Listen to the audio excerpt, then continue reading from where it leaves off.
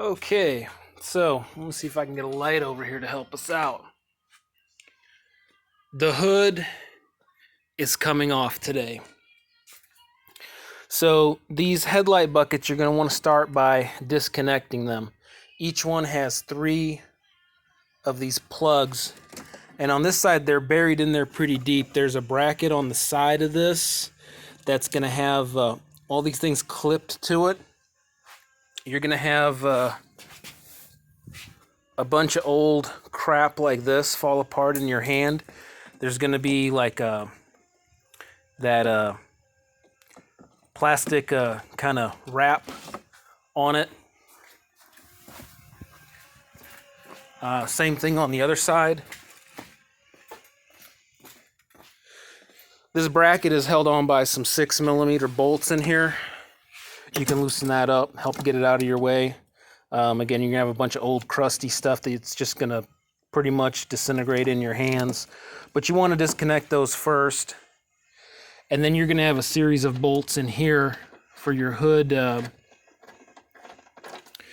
support. So you've got a couple here and a couple down here.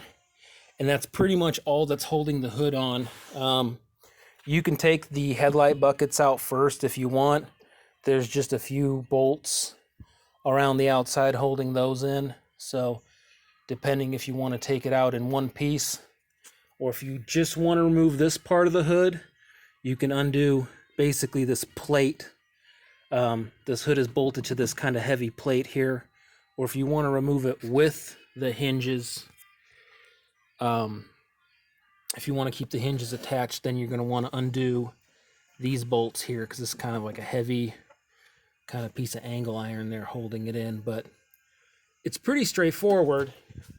I think they're all like 14 and 11mm bolts, something like that. It's been going pretty easy for me. They haven't been stuck on there. You know, it's a little hard to get to some of these, granted.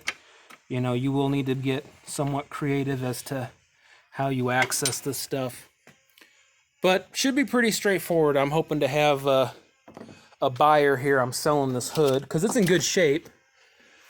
I just don't need it for my rat rod creation.